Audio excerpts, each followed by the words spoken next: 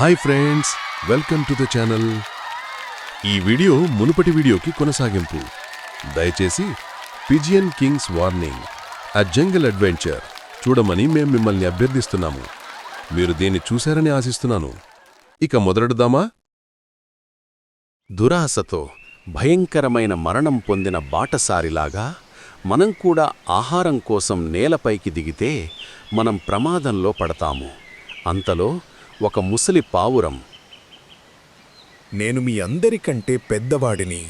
నాలాంటి పెద్దల సలహా మీరు వినాలి. మనం ఆకలిగా ఉన్నా కూడా మన ముందు ఉన్న ఆహారాన్ని తినకుండా పారిపోవడం అవివేకం. చిత్రగ్రీకుని హెచ్చరికలు మీకు గుర్తులేదా? రండి, మనమందరం దిగివచ్చి కలిసి విత్తనాలు తింటాము. పెద్ద పక్షి అరుపు విని ఆకలితో ఉన్న పావురాలన్నీ కిందకి దిగివచ్చాయి. కాని చివరికి వేటగాడి వలలో చిక్కుకున్నాయి.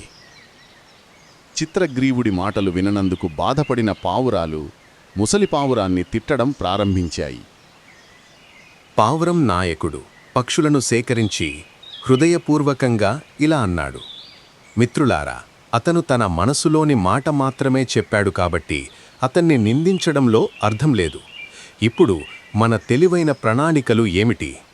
మనం ఆకలికి లొంగిపోయి ఆశను వెంబడించాము.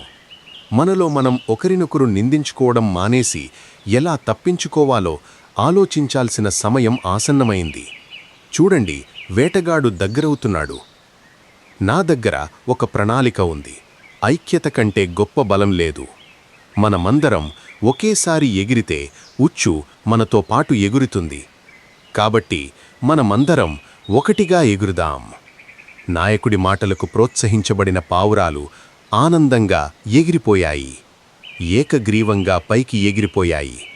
వారి ఆశ్చర్యానికి బరువైన ఉచ్చు వాటితో పాటు ఎత్తబడింది. బంధనం నుండి తప్పించుకుంది. ఐక్యతే బలం మరియు నాయకత్వం ఆశను తిరిగి తెస్తుంది.